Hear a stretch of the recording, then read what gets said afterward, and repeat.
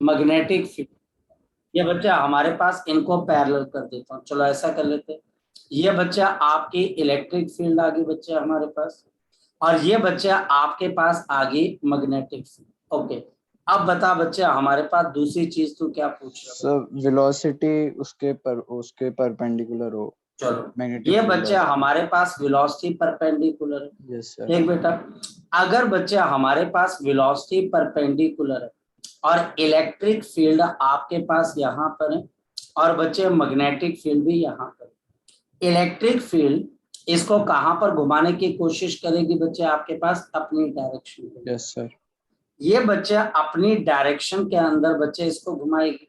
और magnetic field क्या, अब मान लिया जाए बच्चे कि ये बच्चा आपके पास है, जब वेलोसिटी ऊपर की तरफ थी, इलेक्ट्रिक फील्ड की फोर्स काम करने लगी, तो ये बच्चे एक तो मैग्नेटिक फील्ड की वजह से गोल घूमेगा और इलेक्ट्रिक फील्ड की वजह से आगे जाएगा। हाँ, पाथ कैन बी यहाँ पर हेलिकल, बिल्कुल हो सकता है बच्चे हेलिकल पाथ, क्योंकि इलेक्ट्रिक फील्ड का जो एक कंपोनेंट होगा बच्चे, ये इसके ऊपर एक्स डायरेक्शन में फोर्स लगाएगा और ये बॉडी को आगे की तरफ को धक्का देना वैसे शुरू कर। पिच सारे नॉन यूनिफॉर्म होंगे ना? हाँ, लेकिन बच्चे ये नॉन यूनिफॉर्म होगा, यानी कि ये जो आपका पिच है, ये पिच की वैल्यू सेम नहीं होगी, ये पिच की वैल्यू इंक्रीज करती हुई जाएगी। एक्सेलरेट बिल्कुल, यस होगी। सर। बिल्कुल एग्जैक्टली बच्चे आपके पास।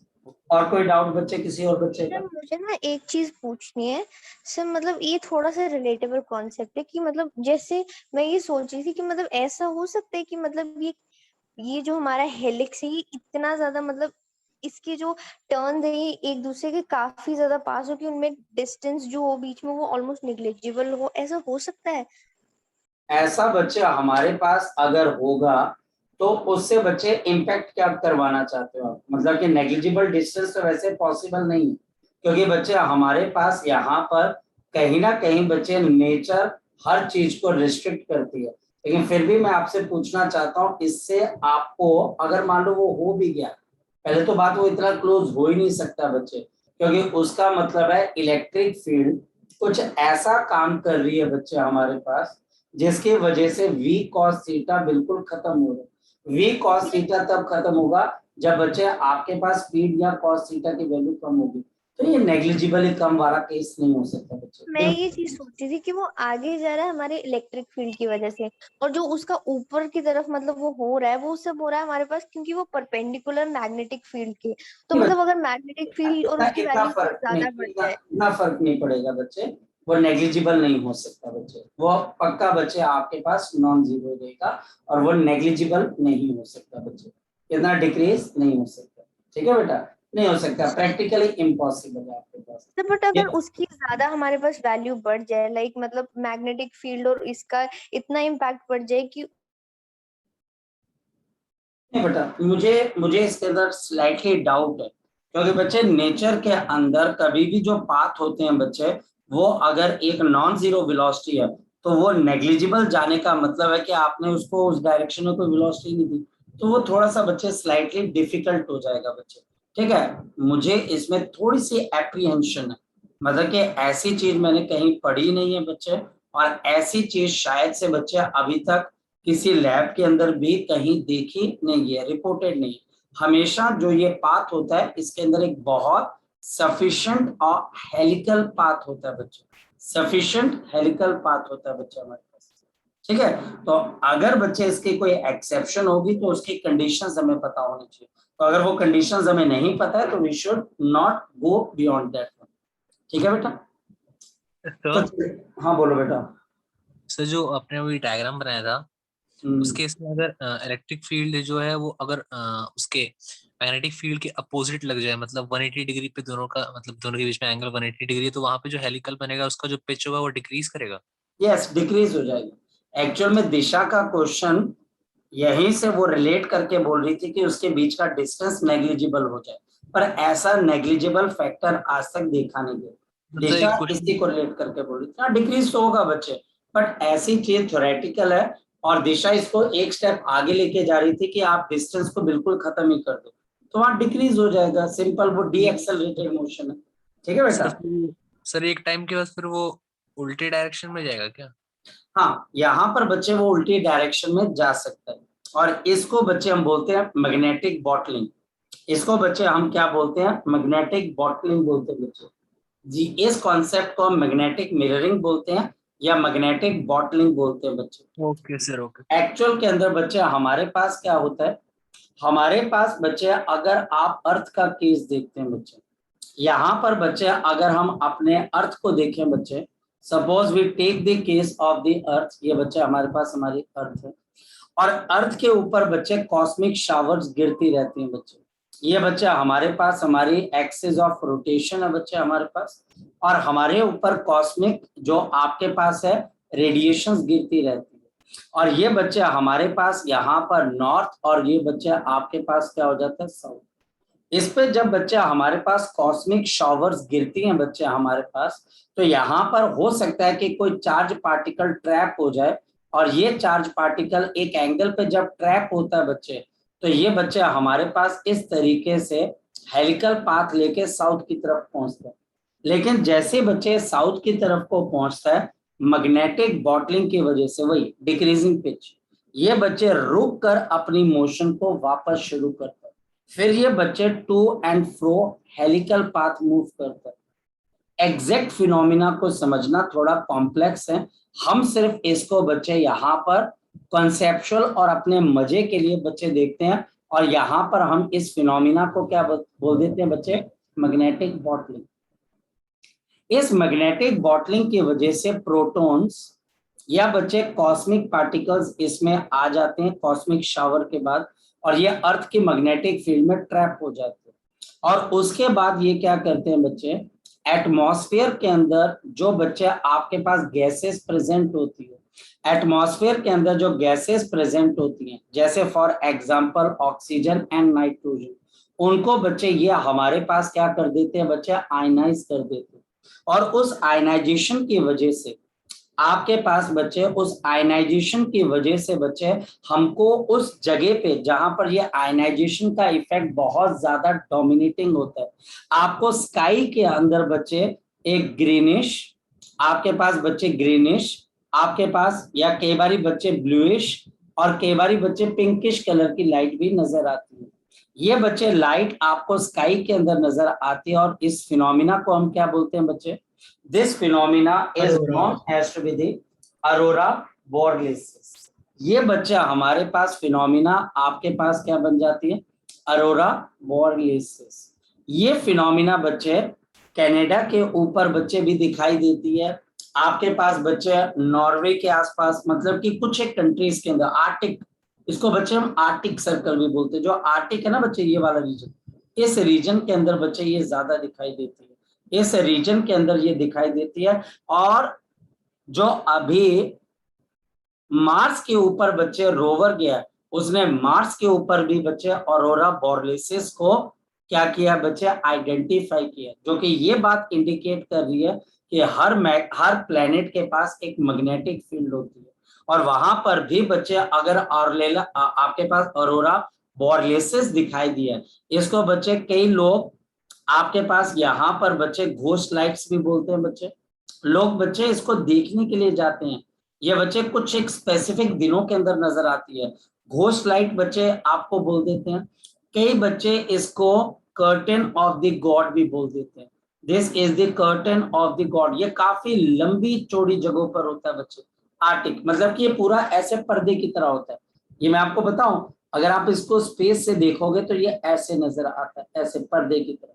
स्पेस से अगर आप देखते हो, इंटरनेशनल स्पेस स्टेशन से, ये एक पर्दे की तरह नजर आता है।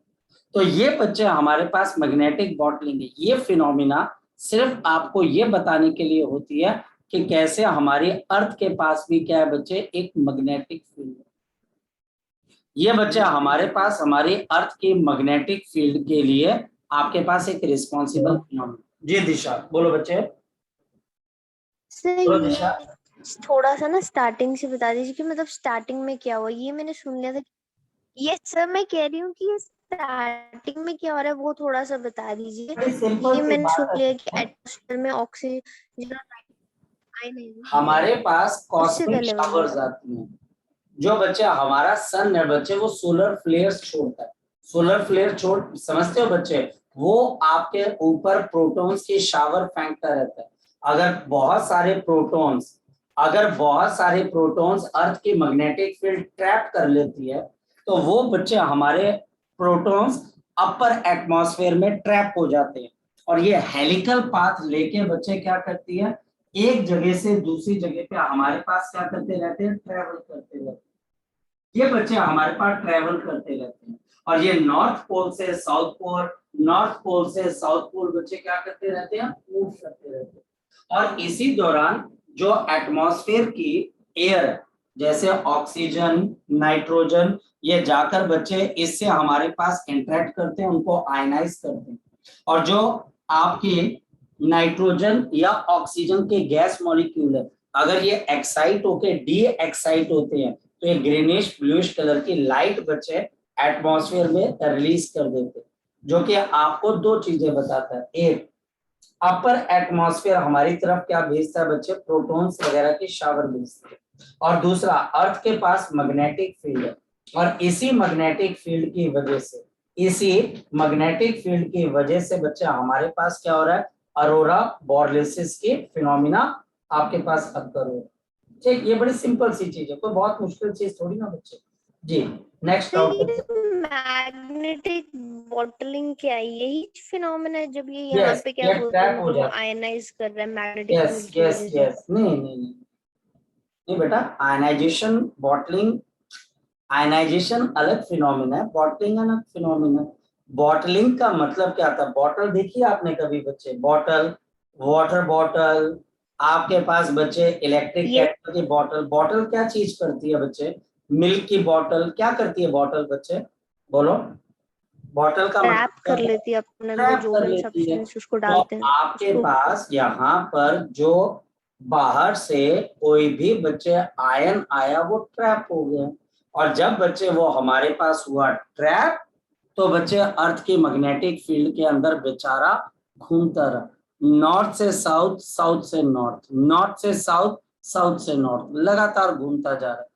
और हवा के अंदर इसको जो भी गैस के मॉलिक्यूल्स मिल रहे हैं उनको ये आयनाइज कर रहा है। इसकी वजह से बच्चे, अब इतनी केमिस्ट्री तो बच्चे हमको आती है कि अगर कोई भी गैस एक्साइट होके डी एक्साइट होती है तो वो कोई कलर छोड़ती है, तो वहां पर आपको स्काई के अंदर ग्रीनिश ब्लूइश कलर की लाइट नजर आती है, जिसको हम अरोरा बोरलिसिस, घोस्ट लाइट बोलते हैं। कई लोग इसको आर्टिक लाइट भी बोलते हैं। This is also called the Arctic lights. ये लाइट्स बच्चे आपको नजर आती हैं ऊपर से देखने में, तो ये सिंपल सी फिनोमिना। तो मैग्नेटिक बॉटलिंग का मतलब क्या है, ट्रैपिंग ऑफ द चार्जेस। ठीक है बेटा, this is trapping of the charges, बस इतनी सी चीज। जी नेक्स्ट कोई डाउट पूछे बच्चे। सर आपने डाउट पूछ रहे थे या टॉपिक कराया नया? क्या बेटा, तो आपने टॉपिक नया कराया या फिर कोई किसी का डाउट था? ये किसी का डाउट था बच्चे, ये किसी का डाउट था बच्चे। सर ये मैग्नेटिक फील्ड सर ये प्रोटॉन में क्या करती कंसेप्ट है? हमने ऐसे जानने के लिए किया जाए, सिलेबस का सभी है? ये सिलेबस का आपके पास हिस्सा नहीं है, ये कॉन्सेप्चुअल आपसे पूछा जा सकता है, ये कॉन्सेप्चुअली आपसे पूछा जा सकता है। अगर आप एनसीईआरटी पढ़ें तो वहां पर एक जगह पे इसका मेंशन जरूर है, एक डब्बे के अंदर इसका जरूर मेंशन है, वहां पर ये डायग्राम भी है, मैग्नेटिक बॉटलिंग का नाम भी आता है, मैग्नेटिक मिररिंग का भी नाम आ जाता है, मैग्नेटिक मिररिंग का भी नाम आ जाता है बच्चे। ये फिनोमिना हमारे एनसीईआरटी में एक बार लिखी हुई है कि यहाँ पर बच्चे चार्ज पार्टिकल जैसे रिफ्लेक्ट होती है मिरर से चीज, ये रिफ्लेक्ट होकर पीछे चला जाता है और बॉटलिंग की तरह बॉटल अप हो जाता है इन दो पोल्स के बीच में। इसकी वजह से एटमॉस्फेयर की एयर आयनाइज होने लग जाती है, ये जो चार्ज पार्टिकल ट्रैप हुआ, और जब वो आयनाइज होगी तो वो ग्रीनिश ब्लूइश कलर की लाइट छोड़ेगी, और इसको बच्चे हम aurora borealis, ghost light, curtain of God या आर्टिक लाइट्स बोलते हैं। बस इतनी सी बात है बच्चे, ठीक है। सर यहाँ पे जो भी एनर्जी आ रही है वो सन से आ रही है ना? यहाँ पर बच्चे जो एनर्जी बच्चे आपके पास आ रही है, सबसे पहले मैं आपको करेक्ट कर देता हूँ। पहली चीज बच्चे हमारे पास यहाँ पर आपको करेक्ट कर देता हूँ, जो चार्ज के पास इनिशियल एनर्जी आई है, जो चार्ज के पास इनिशियल एनर्जी आई है, चार्ज के पास इनिशियल एनर्जी आई है, वो बच्चे हमारे पास सन की वजह से है।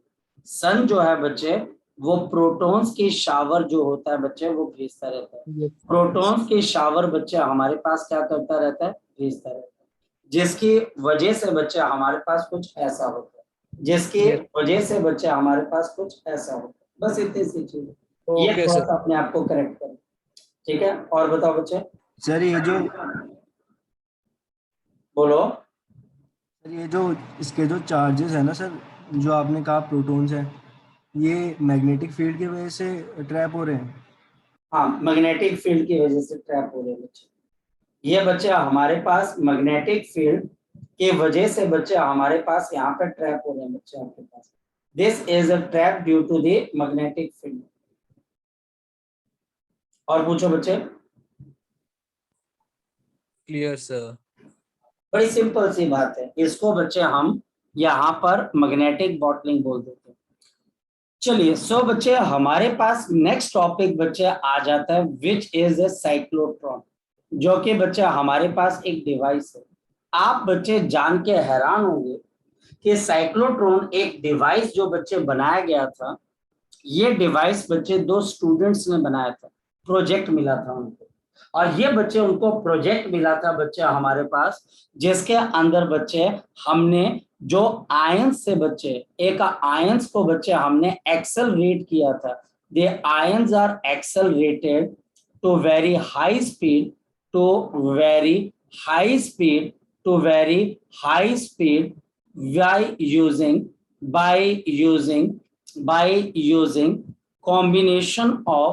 combination of the electric and the magnetic field, combination of the electric and the magnetic field।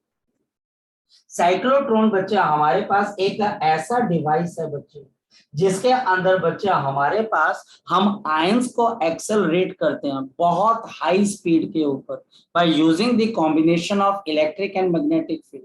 This, ये बच्चे हमारे पास आयंस, ये बच्चे हमारे पास आयंस जो कि पॉजिटिव है, दीज आयंस जो कि बच्चे हमारे पास पॉजिटिव है, दीज आयंस जो कि पॉजिटिव है बच्चे आर यूज्ड टू बम्बार्ड,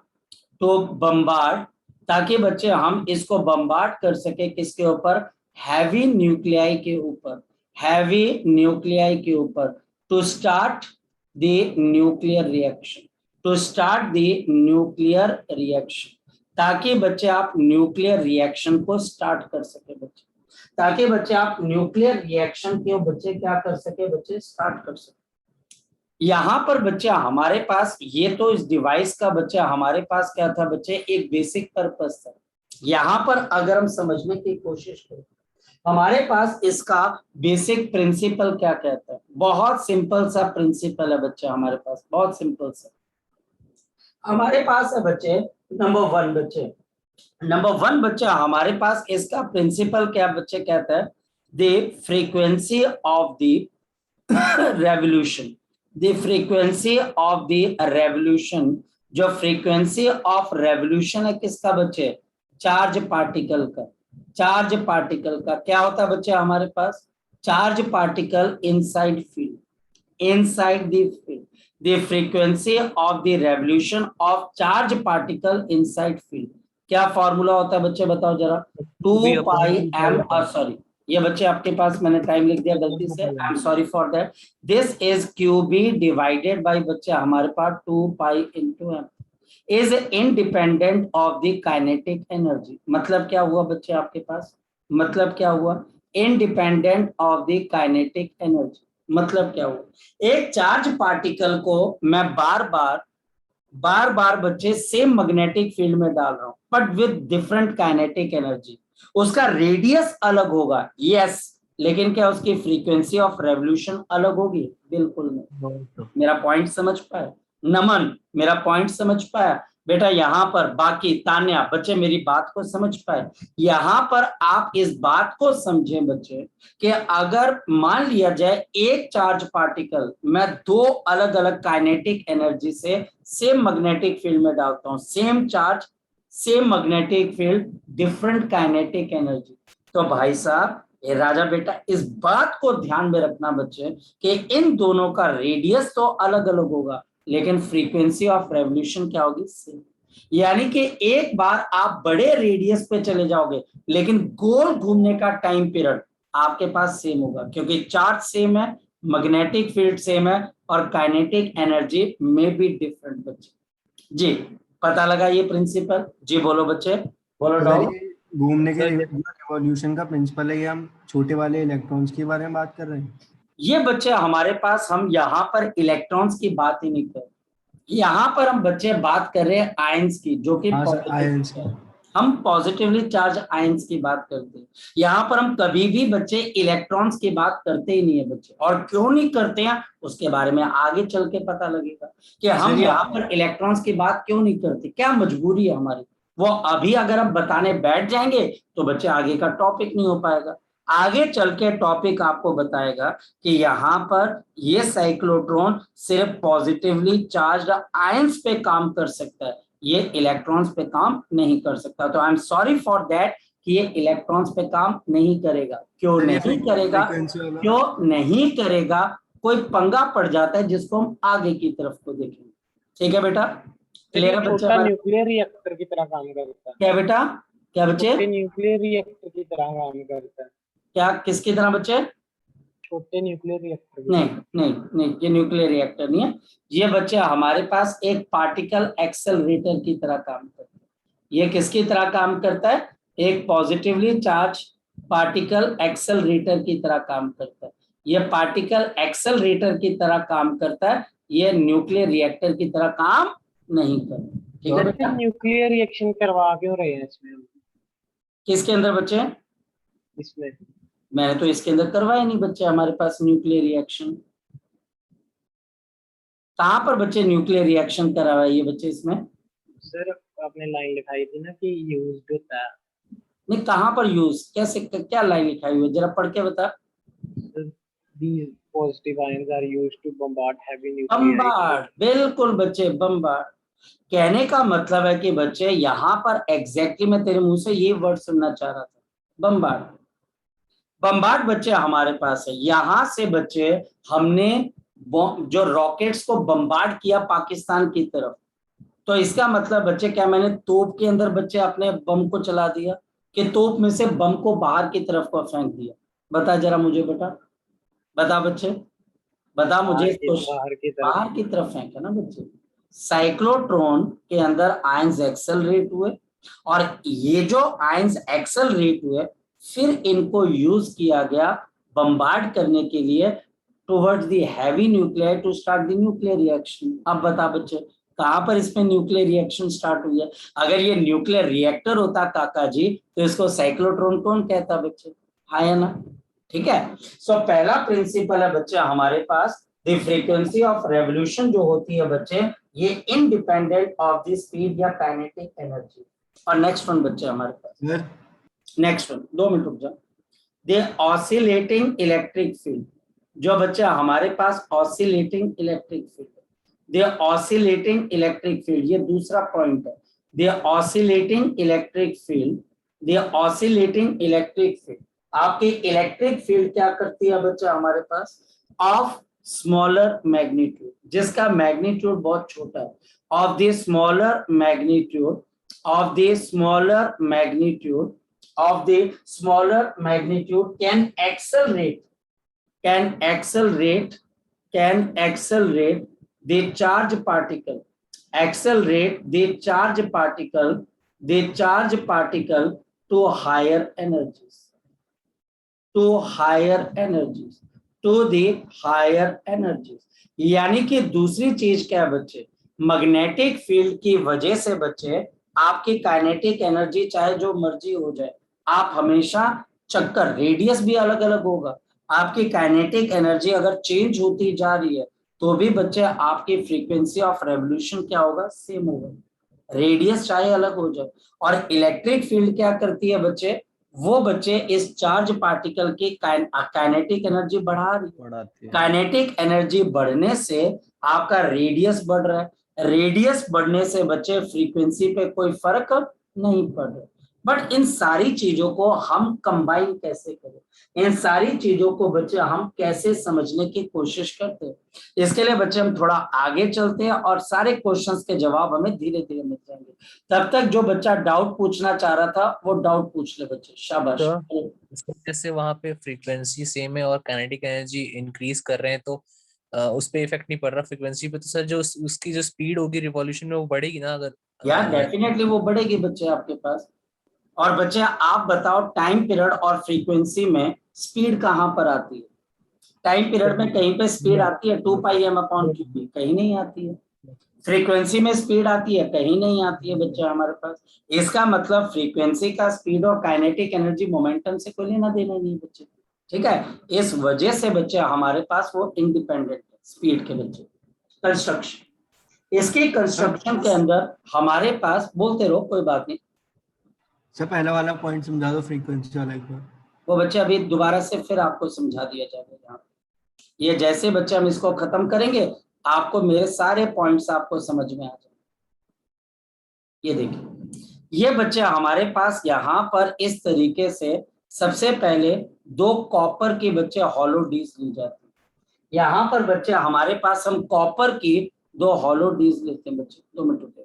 यहाँ पर बच्चे हम कॉपर की 2 हॉलो डीज लेते हैं। इंग्लिश का लेटर डी पता है ना बच्चे आपको, इंग्लिश का लेटर डी, हाँ या ना बच्चे? ये बच्चे हमारे पास 2 ऐसे बच्चे, आपके पास हॉलो जो होती है बच्चे आपके पास क्या ली जाती है, ऐसे डीज ली जाती है। ये देखिए ये बच्चा हमारे पास आ गए, ये बच्चा आपके पास यहाँ पर आ गए।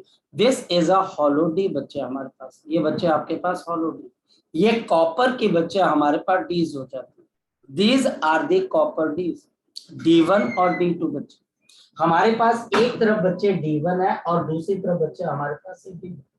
इन दोनों कॉपर डीज अंदर से ये हॉलो है बच्चे, बिल्कुल हॉलो, और वैक्यूम है इसके अंदर बच्चे। और क्यों वैक्यूम है बच्चे ये भी अभी आपको पता लग जाएगा। सारी चीजें, फ्रीक्वेंसी का क्या लेना देना वो भी पता लग जाएगा। यहाँ पर बच्चे इन डीज के अक्रॉस ये एक आपके पास क्या लगा है बच्चे, ऑसिलेटर। ये ऑसिलेटर क्या काम करता है बच्चे ये भी बता देता हूँ।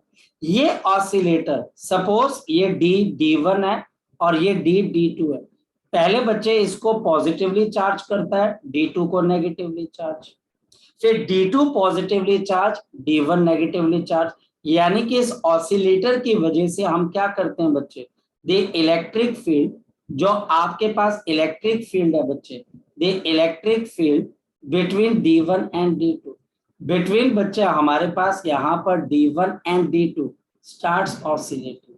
ये बच्चे ऑसिलेट करना स्टार्ट कर देती है। मतलब बच्चे एक फिक्स इंटरवल ऑफ टाइम के बाद D1 पॉजिटिव है, D2 नेगेटिव है, फिर D2 पॉजिटिव है, D1 नेगेटिव, लेकिन एक फिक्स टाइम के बाद ये जो बच्चे आपके पास ऑसिलेटर है ये इन दोनों के बीच की पोलैरिटी को चेंज करता रहता है, ठीक।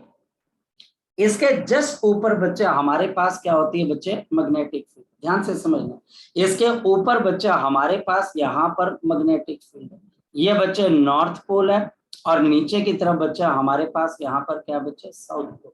ऊपर बच्चे हमारे पास नॉर्थ पोल और नीचे बच्चे हमारे पास साउथ पोल।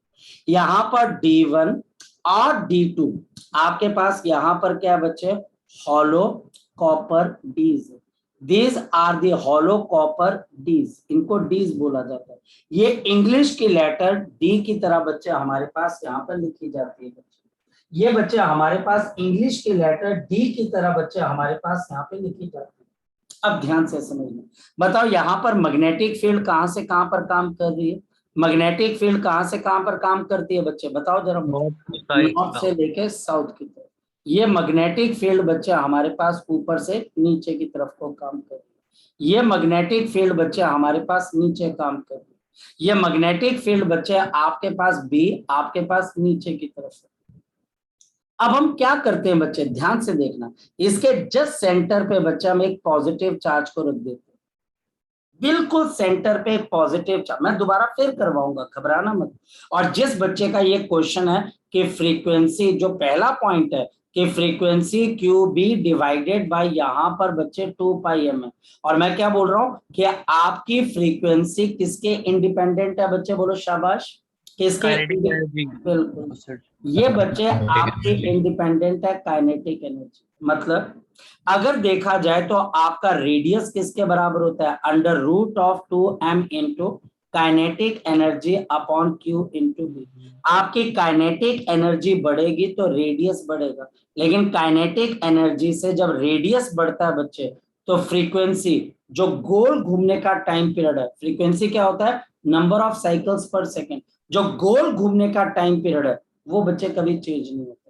लेकिन इसका मतलब क्या है, ध्यान से देखिए, यहां पर इसके सेंटर पे बच्चे मेरे पास एक पॉजिटिव चार्ज को छोड़ दिया गया, बिल्कुल सेंटर पे, इन दोनों डीज के बिल्कुल सेंटर, बिल्कुल ये किसी डीज को टच नहीं कर रहा, इसके सेंटर पे जैसे ही बच्चे आपने यहां पर किसको भेजा बच्चे, आपने यहां पर एक पॉजिटिव चार्ज को भेजा, एज्यूम करते हैं बच्चे हम यहाँ पर बच्चे एज्यूम करते हैं कि ये जो आपके पास D1 है ये उसी वक्त बच्चे हमारे पास क्या बन जाती है बच्चे, नेगेटिव, आपके पास नेगेटिवली चार्ज। जैसे आपने रिलीज किया, जैसे बच्चे ये नेगेटिवली चार्ज होगी, बताओ ये जो इलेक्ट्रॉन, ये प्रोटॉन है या पॉजिटिव आयन है, ये कहाँ की तरफ को जाएगा, D1 नेगेटिव, और बच्चे D2 आपके पास पॉजिटिव है। शाबाश, बोलो बच्चे, ये बच्चे हमारे पास यहाँ पर जाएगा बच्चे D1 की तरफ। आप जिस मर्जी को एज्यूम कर लो, अगर बच्चे आपको लगता है कि नहीं नहीं सर आप दूसरे को एज्यूम कर लो, मैं दूसरे को एज्यूम कर लेता हूँ, यहां पर जैसे ये चार्ज पार्टिकल एंटर कर गया हॉलो मेटल बॉडी के अंदर, इलेक्ट्रिक फील्ड क्या होती है जरा बताओ जरा मुझे बच्चे, जीरो। चार्ज पार्टिकल एक्सेलरेट होकर इसके अंदर पहुंचा, लेकिन अंदर आते ही इलेक्ट्रिक फील्ड जीरो। अब बताओ कौन सी फील्ड इस पे काम कर रही है बच्चे, मैग्नेटिक फील्ड, और वेलोसिटी बच्चे अंदर की तरफ है, और बच्चे आपके मैग्नेटिक फील्ड नीचे, और आपके पास यहाँ पर जो इसका पॉजिटिव आयन की वेलोसिटी है वो बच्चे हमारे पास राइट टू लेफ्ट है बच्चे, तो इस पे फोर्स लगेगी, मैग्नेटिक फील्ड की वजह से डी के अंदर जाते ही इसके ऊपर फोर्स लगेगी, और ये फोर्स लगेगी तो ये बच्चे गोल घूमकर यहाँ पर वापस आ जाएगा। वही करवाया था ना बच्चे, ये अगर मेरे पास ऐसे है, ये जैसे एंटर करेगा तो यहाँ से बाहर की तरफ को आ जाएगा, ये गोल घूमकर बच्चे वापस आ गए, जैसे ही गोल घूम के ये बिल्कुल दोबारा सेंटर पे आएगा, ध्यान से समझना, जैसे ही दोबारा सेंटर पे आएगा, अब ये D1 क्या हो जाएगी, पॉजिटिवली चार्ज, और D2 क्या हो जाएगी बच्चे, नेगेटिवली चार्ज। दूसरी बात, अब ये चार्ज पार्टिकल क्या करेगा बताओ, क्या ये यहीं पर रुका रहेगा नमन की ये आगे की तरफ को चला जाएगा, बोलो शाबाश, बोलो बेटा, हाँ मानस बोलो बच्चे। सर फिर वो बिल्कुल सेंटर पे थोड़ी आएगा बेटा सेंट्रल रीजन बोलने इसको, ठीक है, सेंट्रल रीजन बोल लेते। अच्छा नमन, ये बच्चे जैसे दोबारा सेंट्रल रीजन के ऊपर आएगा, एक का सेमी सर्कल कंप्लीट करके, सामने वाली D2 क्या होगी, नेगेटिवली चार्ज, पीछे वाली D1 क्या होगी, पॉजिटिवली चार्ज। अब बताओ क्या होगा, ये चार्ज ये बच्चे अंदर एंटर करेगा, और जैसे ये एंटर करेगा, ये बताओ इस इलेक्ट्रिक फील्ड से कि दूसरी बार एक्सेलरेट हुआ, पहली बार एक्सेलरेट यहां हुआ, दूसरी बार यहां हुआ, तो ये 2 बार एक्सेलरेट हुआ, क्या इसकी स्पीड सेम रहेगी या बच्चे ये बढ़ जाएगी, जैसे इसकी काइनेटिक एनर्जी बढ़ गई। अब इसकी काइनेटिक एनर्जी बढ़ गई तो रेडियस बढ़ जाएगा, और ये बढ़े हुए रेडियस से बच्चे थोड़ा बड़ा सर्कल कंप्लीट करके अंदर आए, लेकिन यहां पर बच्चे ये बढ़ी हुई स्पीड की वजह से रेडियस तो बढ़ा देता है, लेकिन क्या गोल घूमने का जो टाइम पीरियड है वो बच्चे आपके पास सेम रहेगा कि डिफरेंट होगा बच्चे, सेम रहेगा। ये हर बार उसी टाइम के ऊपर इन दोनों डीज के बीच में आएगा जब ये इलेक्ट्रिक फील्ड क्या हो रही थी बच्चे, चेंज हो रही थी, जब ये इलेक्ट्रिक फील्ड चेंज हो रही थी बच्चे, ये तभी इन दोनों डीज के बीच में आएगा, बिल्कुल बीच में आएगा, सेंट्रल रीजन के अंदर आ जाएगा। ये जब आपके पास है तभी तो फ्रीक्वेंसी बच्चे इंडिपेंडेंट ऑफ स्पीड है, यानी कि इसके गोल घूमने की फ्रीक्वेंसी सेम है, ये हर बार एक फिक्स टाइम के बाद दोनों जब फील्ड चेंज हो रही थी, एक्सचेंज हो रही थी, यहाँ पर आएगा। ये तीसरी बारी एक्सेलरेट हुआ, फिर गोल घूम के आया, फिर बच्चे गोल घूम के आया, और ये गोल घूमता घूमता बच्चे एक्सेलरेट होता रहेगा, और फाइनली क्या होगा बच्चे, हम इसको यहां से बाहर की तरफ को निकालेंगे, यहां से बच्चे हम बाहर की तरफ निकालेंगे, यहां पर कोई टारगेट होगा, ये जाकर इस टारगेट को हिट कर जाएगा, ये चीज है बच्चे। सर हम बोलो, एक मिनट में पहले उस बच्चे का पॉइंट क्लियर कर दूं। यहाँ पर बच्चे हमारे पास बेसिक पर्पस क्या था कि हम इलेक्ट्रिक फील्ड की वजह से इसको एक्सेलरेट कर रहे हैं, क्योंकि क्या मैग्नेटिक फील्ड आपकी काइनेटिक एनर्जी चेंज कर सकती है? बताओ, क्या मैग्नेटिक फील्ड आपकी काइनेटिक एनर्जी चेंज कर सकती है? यस और नो? सर एक बार can magnetic field change your kinetic energy? Can magnetic field change your kinetic energy? बोलो शाबाश, बोलो बच्चे, यस और नो? नो। No sir. आपकी मैग्नेटिक फील्ड आपकी काइनेटिक एनर्जी चेंज नहीं कर सकती, क्योंकि एफ डॉट वी क्या होता है बच्चे आपके पास? जीरो। जीरो। नहीं हो सकती। और can electric field change your kinetic energy? Yes sir. Yes, ये बच्चे आपके पास है, यस बिल्कुल।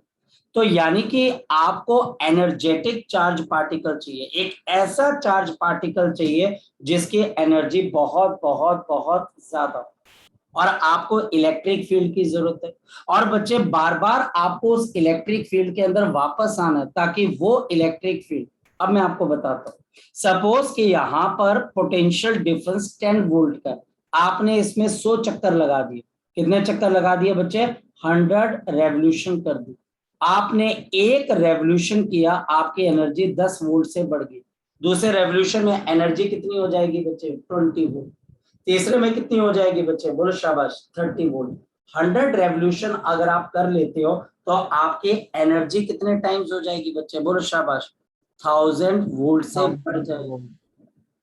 तो आपको बार बार इलेक्ट्रिक फील्ड के अंदर वापस आना है ताकि एनर्जी बढ़े, लेकिन जब आपकी एनर्जी बढ़ जाती है तो बच्चे आपका रेडियस भी बढ़ रहा है मैग्नेटिक फील्ड में, लेकिन रेडियस बढ़ने से क्या फ्रीक्वेंसी का मतलब क्या है? वो टाइम जब ये वापस बीच में आ रहा है कहीं पर बच्चे, क्या उस टाइम के ऊपर क्या फर्क पड़ रहा है बच्चे? बिल्कुल नहीं। हर बार बच्चे ये चार्ज पार्टिकल उसी टाइम में डीज के बीच में आता है जब इलेक्ट्रिक फील्ड अपनी डायरेक्शन क्या कर रही है? चेंज कर रही है। फिर ये इलेक्ट्रिक फील्ड इसको आगे की तरफ को खींच के लेके जाती है। ठीक, अब आप क्वेश्चन पूछ लीजिए, शाबाश। सर यहाँ पे जो ये डी हॉलो डी है सर, इसमें मतलब ये चेंज कैसे हो रहा है? मेरे को बस बाकी सारा समझ में आ गया, बस ये समझ में नहीं आया sir, positive negative negative positive कैसे हो रहा है? ये कैसे कैसे हो रही है? ये बच्चे हमारे पास ऑसिलेटर होता है, ये बच्चे डिवाइस होती है, ये डिवाइस की एक फ्रीक्वेंसी होती है, ये डिवाइस के बच्चे हमारे पास एक फ्रीक्वेंसी होती है, इसकी वजह से ये बच्चे आपके पास इलेक्ट्रिक फील्ड को क्या कर सकती है? ऑसिलेट करवा सकते हैं। तो ये पोलैरिटी 1 रिवॉल्यूशन के बाद चेंज होती है, फिर कैसे चेंज? ये बच्चे आपके पास बहुत अच्छा क्वेश्चन पूछे, यही बच्चे मेन पर्पस होता है कि ये पोलैरिटी तब रिवर्स होनी चाहिए जब ये चार्ज पार्टिकल एग्जैक्टली डीज के बीच में, तो हम पहले से कैलकुलेट करके देख लेते हैं, कि मुझे ये सारी इंफॉर्मेशन फीड होती है कंप्यूटर के थ्रू, ये सारी इंफॉर्मेशन कंप्यूटर के थ्रू फीड होती है। आप ऑसिलेटर के अंदर प्रोग्रामिंग करते हो कि आपने इतने 2 सेकंड के बाद अपनी पोलैरिटी को रिवर्स कर देना, ऑसिलेट करवा देना, और उसी 2 सेकंड के अंदर जो पॉजिटिव चार्ज पार्टिकल है उसको इन दोनों डीज के बीच में आना बच्चे। मैं पता है ये क्यों बोल रहा हूँ, मैं क्यों बोल रहा हूँ इतने कॉन्फिडेंस से? मैं आपको अपनी कहानी सुनाता हूँ बच्चे। जब +2 के अंदर साइक्लोट्रॉन हमने पढ़ा, और ये बच्चे जैसे हमने पढ़ा मेरे को बहुत फैसिनेशन हुई कि यार वाह बड़ा मजेदार है साइक्लोट्रॉन। चलो 98 बच्चे मेरी एडमिशन हुई पंजाब यूनिवर्सिटी चंडीगढ़ के अंदर। पहला दिन फिजिक्स डिपार्टमेंट, जैसे मैं फिजिक्स डिपार्टमेंट में एंटर हुआ तो बच्चे एक बिल्डिंग पे लिखा हुआ था cyclotron, excited, super excited, cyclotron देख लिया जी, साइक्लोट्रॉन देख लिया। ये साइक्लोट्रॉन बच्चे जमीन से 10 मीटर नीचे बनाया जाता है, तो मैं साइक्लोट्रॉन देखने के लिए चला गया। पहला दिन था, एक्साइटमेंट थी, पूछा गया, मैंने आई कार्ड दिखाया कि मैं इसी डिपार्टमेंट में हूँ और मैं साइक्लोट्रॉन देखने के लिए आया, तो उन्होंने अलाउ कर दिया। साइक्लोट्रॉन के लिए बच्चे वहां पर होते हैं 3 कमरे। पहला कमरा विजिटर वाला होता है, दूसरा कमरा बच्चे जहां पर आप आराम चाय वगैरह पी सकते हैं, दूसरा होता है कंप्यूटर पैनल वाला, बहुत सारे कंप्यूटर्स होते हैं, तीसरा जहां पर साइक्लोट्रॉन जहां पर रखा होता है। तो मैं गया और मैं डीज ढूंढने लगा, वहां पर कुछ ईंटों की दीवार थी और मैंने बोला कि ये साइक्लोट्रॉन है, कहते हैं हाँ। मैं डीज ढूंढने लगा, मैंने बोला डीज कहाँ पर है? आपको पता है इस डी का डायमीटर कितना होगा? तो बच्चा आइडिया लगा सकता है इस डी का डायमीटर कितना होगा, दोनों का डायमीटर मिलाकर? पता है कितना होता है बच्चे? 2 इंच। ये 2 इंच का होता है बच्चे ये डीज। ये दोनों डीज मिलाकर कितने इंच की होती है बच्चे? 2 इंच की होती है बच्चे। अब 2 इंच को बच्चे आप देख लीजिए, आपकी जो इंडेक्स फिंगर होती है करीबन बच्चे वो 2 इंच की होती है, 1.5-2 इंच की होती है बच्चे, इतना छोटा होता है ये डी। और वहां पर मेरे को लगा ट्रैक्टर का इंजन है, मैंने बोला डीज कहाँ पर है? उन्होंने बोला डीज इसके बीच में है। मैंने बोला कितने इंच की है? तो कहते सिर्फ आपके पास 2 इंच की ये दोनों डीज मिलाकर होती है। तो उस दिन बच्चे मैं मेरे को ऐसा लगा एक कमरे में क्या होगा, बहुत बड़ी बड़ी डीज रखी होंगी, है ना, कि कमरा होगा बहुत बड़ी बड़ी डीज होंगी, उसके अंदर इलेक्ट्रॉन, सॉरी इलेक्ट्रॉन तो घूम नहीं सकता, प्रोटॉन घूम आपने रहा होगा। कहा होगा, ऐसा लगा शायद बहुत बड़ा बहुत बड़ा नहीं नहीं, अभी भी अगर आप में से कोई बच्चा चंडीगढ़ जाता है और मुझे कॉल करता है तो मैं दिखवा दूंगा साइक्लोट्रॉन उसको। मगर अभी भी मतलब कि वहां पर मेरा अगर कोई फ्रेंड होगा, अगर मैं कॉल करूंगा तो आप जाकर, मैंने यहाँ से 2-3 स्टूडेंट गए थे मेरे, बड़े खुश हुए सर हम साइक्लोट्रॉन देख के आए। मतलब मेरे पे यकीन हुआ, कहते हैं हाँ इंडिया के अंदर सिर्फ 2 ही साइक्लोट्रॉन है और दोनों साइक्लोट्रॉन पंजाब के अंदर है, एक पटियाला के अंदर है बच्चे और एक बच्चे पंजाब यूनिवर्सिटी के अंदर है। पंजाब यूनिवर्सिटी वाला साइक्लोट्रॉन कंडम हो गया था, यानी अमेरिका वाले उसको कबाड़ में भेज रहे थे। तो एक प्रोफेसर हंस थे हमारे, वो अमेरिका गए हुए थे और वो जाकर बच्चे उसको लेके आ गए बच्चे, और उन्होंने यहाँ पर आके चलाया तो चल पड़ा और आज तक चल रहा है बेटा, 1970 से आज तक चल रहा है। जब रुकेगा तो देखा जाएगा नया साइक्लोट्रॉन। पटियाला में कहाँ पर है? हाँ बच्चे, पटियाला में कहाँ पर है? यूनिवर्सिटी में होगा बच्चे, यूनिवर्सिटी में होगा। कौन सी गली पे? अब बेटा वहां पर तो एक ही यूनिवर्सिटी है बच्चे हमारे पास, पंजाबी यूनिवर्सिटी। ठीक है। ठीक है चलो।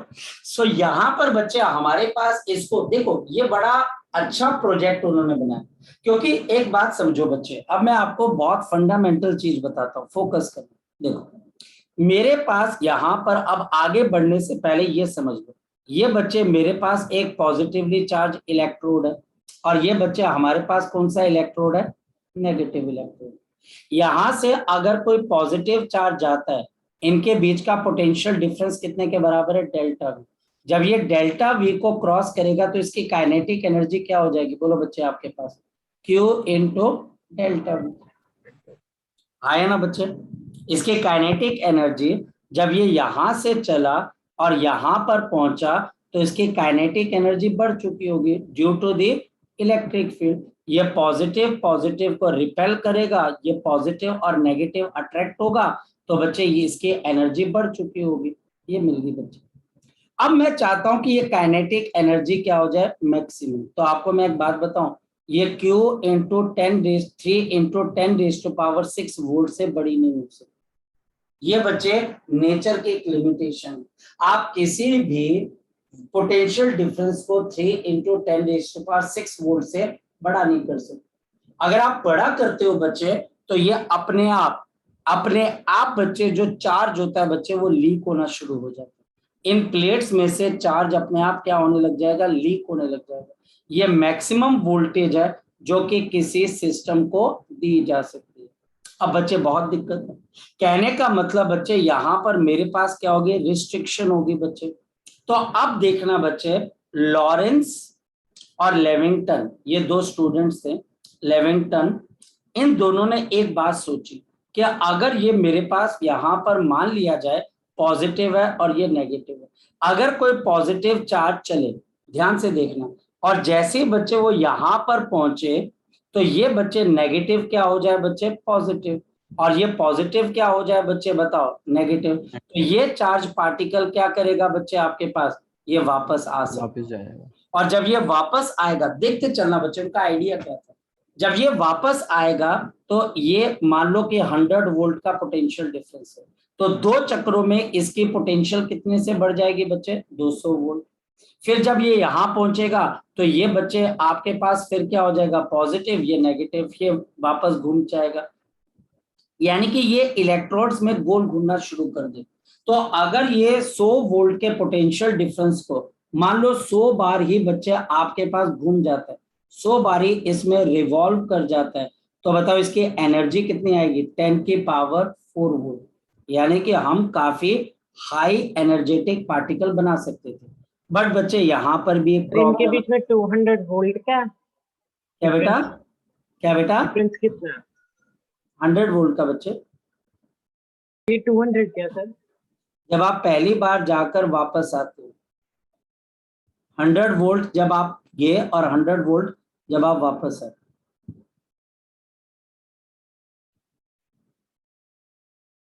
ठीक है सर। सबसे बड़ी प्रॉब्लम बच्चे हमारे पास यहाँ पर ये थी बच्चे कि मैं इसमें ऐसा क्या मैकेनिज्म लगाऊं कि इसकी पोलैरिटी रिवर्स होती रहे। तो हमने एक डिवाइस बनाई जिसको हमने क्या बोला बच्चे, आपके पास ऑसिलेटर। याद रखना आपके जो मोबाइल फोन है उसके अंदर भी ऑसिलेटर्स होते हैं जिसकी वजह से आप बात कर पाते हो बच्चे। हमारे जो ऑल्टरनेटिंग करंट है वो भी ऑसिलेटर करंट है बच्चे, और इसकी वजह से बच्चे अब क्या होता है, ये फिक्स टाइम के बाद पॉजिटिव और नेगेटिव रिवर्स होने लग जाते हैं। यानी कि पहले ये पॉजिटिव था, नेगेटिव था, थोड़ी देर के बाद ये पॉजिटिव, ये नेगेटिव, फिर ये पॉजिटिव, ये नेगेटिव, रिवर्स होने लग जाती है। ऑसिलेटर ने पोलैरिटी को रिवर्स करना शुरू कर दिया।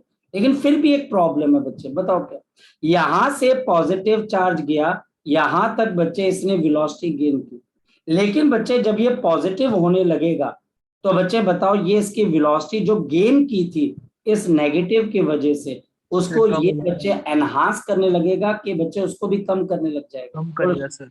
ये कम करेगा तो ये चार्ज पार्टिकल स्टॉप हो जाएगा, ये स्टॉप होकर फिर एक्सेलरेट करेगा, तो इसका मतलब बच्चे आपके एनर्जी में तो कोई चेंज ही नहीं है। पंगा पड़ गया बच्चे, मेरी बात समझिए।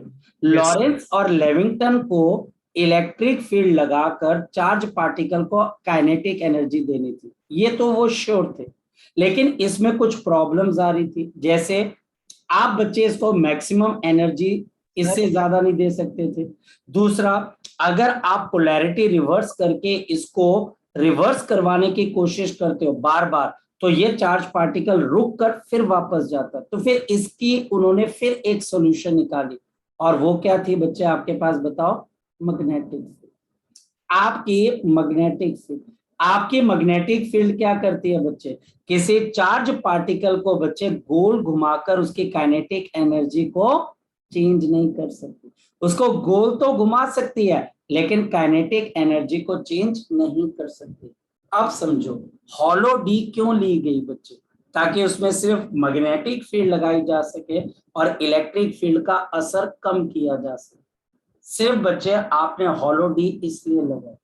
और बच्चे आप अगर इसका डायग्राम देखें जो उन्होंने रफ डायग्राम बनाया था, अब मैं बताता हूं उन्होंने ओरिजिनल डायग्राम क्या बनाया था। मैग्नेटिक फील्ड लगा के क्या हो रहा था, एक बार फिर से बताना दे। बताता हूं बच्चे, आगे वही डिस्कस करना ना। चलिए, यहाँ पर बच्चे हमारे पास इस तरीके से बच्चे ये डी इसका अपर व्यू था, ये बच्चे हमारे पास इसका अपर व्यू। ये ओरिजिनल डायग्राम बच्चे लॉरेंस और लेविंगटन ने बनाया था। लॉरेंस और लेविंगटन ने ये बच्चे हमारे पास आपके पास ओरिजिनल डायग्राम बनाया था। यहाँ पर बच्चे उन्होंने बोला कि मेरे पास यहाँ पर एक ऑल्टरनेटिंग वोल्टेज है बच्चे, ये बच्चे ऑल्टरनेटिंग वोल्टेज है। यहाँ पर हम बात कर रहे हैं किसके बच्चे, इसने काम कैसे करना था। ये डीज है बच्चे, मेरे पास यहाँ पर एक डी आगे बच्चे, यहाँ पर D1, और ये बच्चे आपके पास आगे D2 मैग्नेटिक। यहाँ पर बच्चे हमारे पास जो मैग्नेटिक फील्ड है वो आपके पास कहाँ पर लग रही है बच्चे, इनसाइड लग रही है। ये बच्चे हॉलो डीज हैं। हॉलो डीज के अंदर इलेक्ट्रिक फील्ड तो काम नहीं करेगी, लेकिन कौन काम कर जाएगा बच्चे आपके पास, बताओ, मैग्नेटिक फील्ड। यहाँ पर बच्चे हमारे पास मैग्नेटिक फील्ड बच्चे आपके पास काम कर जाएगा। ये बहुत नैरो रीजन होता है जिसके अंदर बच्चे हमारे पास इलेक्ट्रिक फील्ड काम कर रही है। ओके, अब ध्यान से देखना बच्चे, ये देखो यहाँ पर ये बच्चे हमारे पास मैग्नेटिक फील्ड है जो कि यहाँ पर आपके पास एक्ट कर रही है। इसके बिल्कुल सेंटर पे हम जाकर एक चार्ज को रिलीज कर देते हैं, कोई भी एक चार्ज।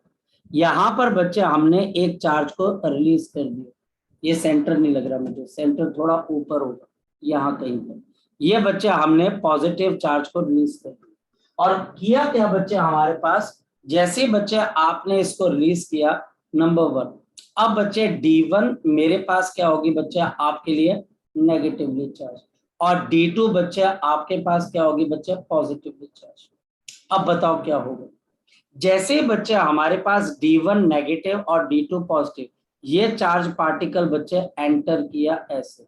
अब बच्चे राइट हैंड की वजह से बताओ इस पे फोर्स कहाँ की तरफ को लगेगी बच्चे, बताओ जरा, ऊपर की तरफ। ऊपर की तरफ। ये ऊपर करके बच्चे ये गोल घूमकर यहाँ पर आ जाएगा, ये वापस आ जाएगा, ये आपके पास यहाँ पर वापस आ जाएगा, यहाँ पहुंच गए। जैसे ये यहाँ पर पहुंचा, सेकंड बच्चे, after the time interval of pi m upon बच्चे आपके पास q इंटू b।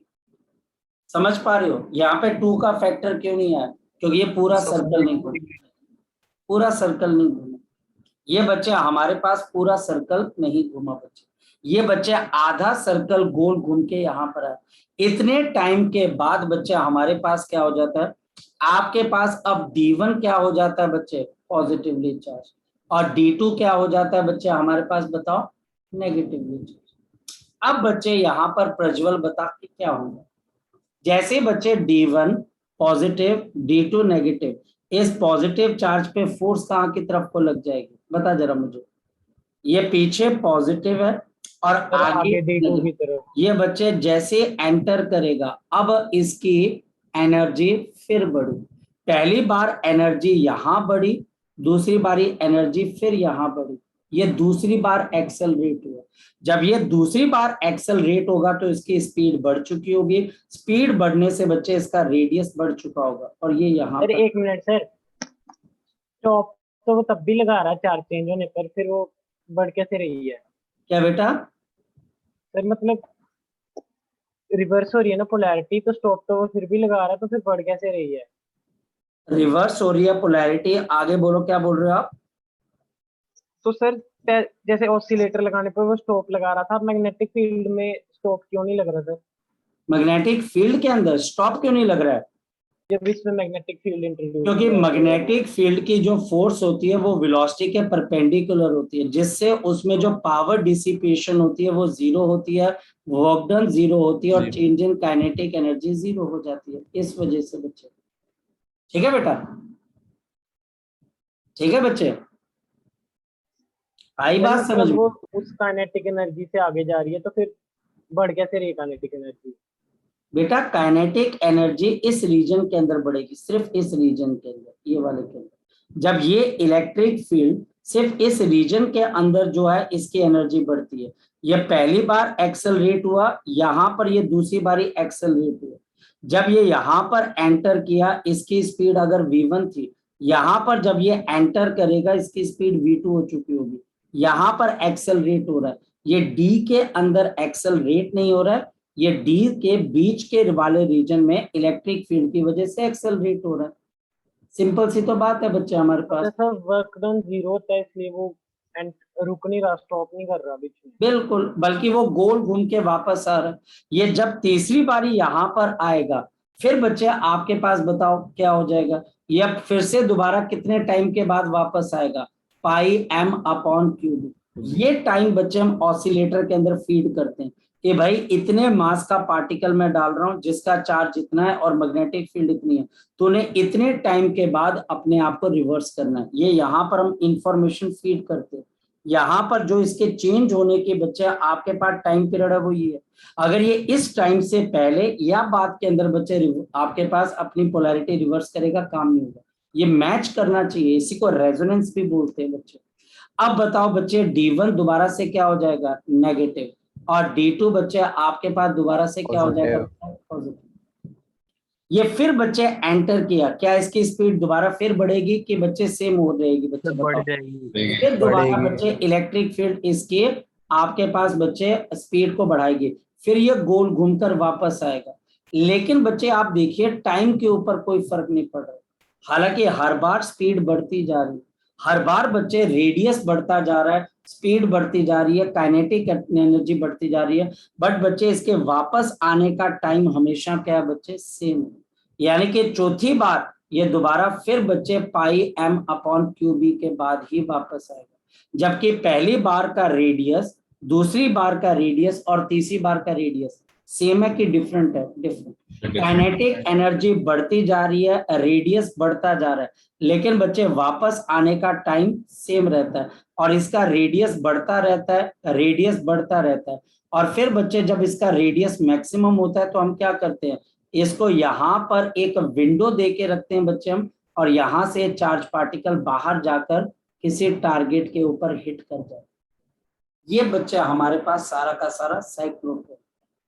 सारी एनर्जी इसको कहां पर मिल रही है बताओ, इसको एनर्जी किसकी वजह से मिल रही है और कहां मिल रही है? इलेक्ट्रिक फील्ड और सेंट्रल रीजन इसके बीच में मिल रही है बच्चे। और मैग्नेटिक फील्ड क्या कर रही है बच्चे, इसको घुमाकर वापस दोबारा चेंजिंग इलेक्ट्रिक फील्ड में लेके आ रही है कि जा दोबारा से फिर एक्सेलरेट होके आ।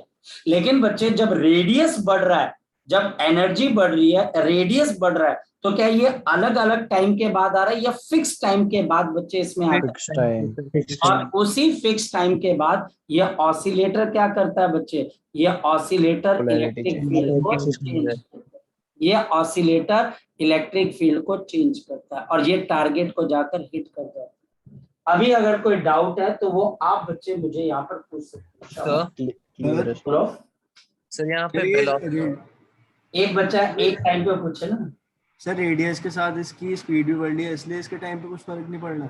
नहीं, कोई फर्क नहीं पड़ेगा बच्चे। देखो जो टाइम है बच्चे, उसमें कहीं पर ना स्पीड से मास आ रहा है, चार्ज आ रहा है, मैग्नेटिक फील्ड आ रहा है।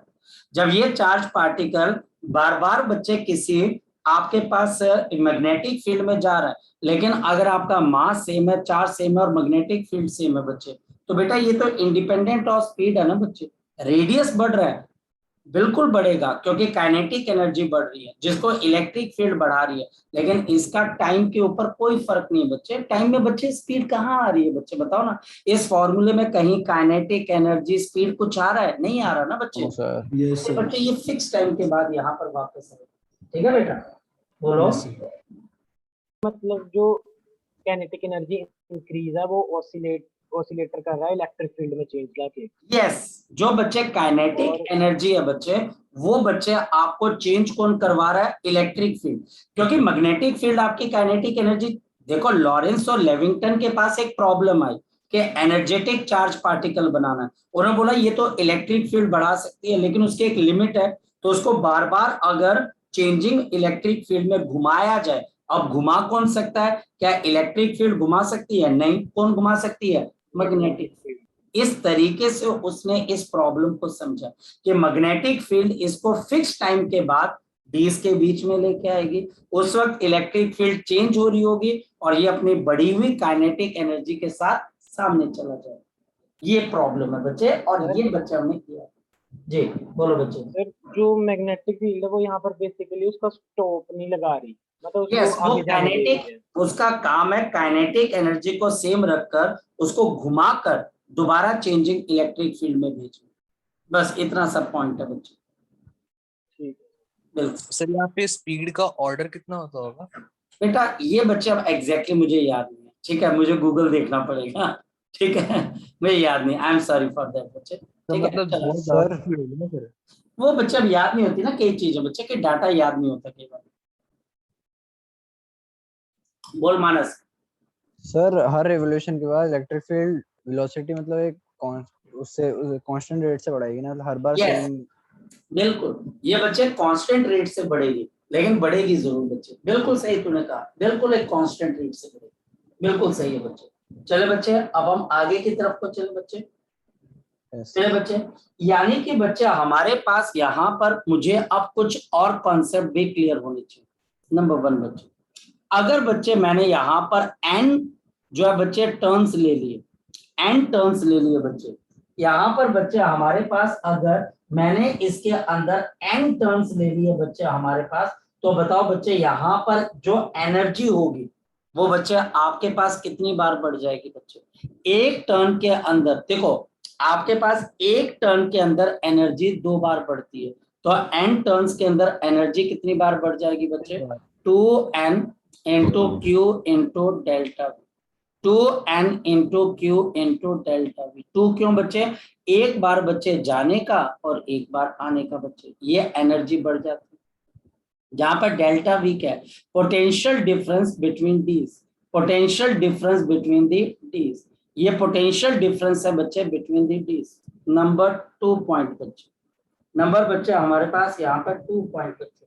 अगर r is the radius, r is the radius of the d, अगर रेडियस ऑफ d बच्चे हमारे पास कैपिटल R के बराबर है, देयरफॉर अब बच्चे हमारे पास मैक्सिमम, क्योंकि r is equal to m, now v maximum upon बच्चे आपके पास q इंटू v, तो आपके मैक्सिमम स्पीड कितने के बराबर हो सकती है बच्चे? Q B R upon M.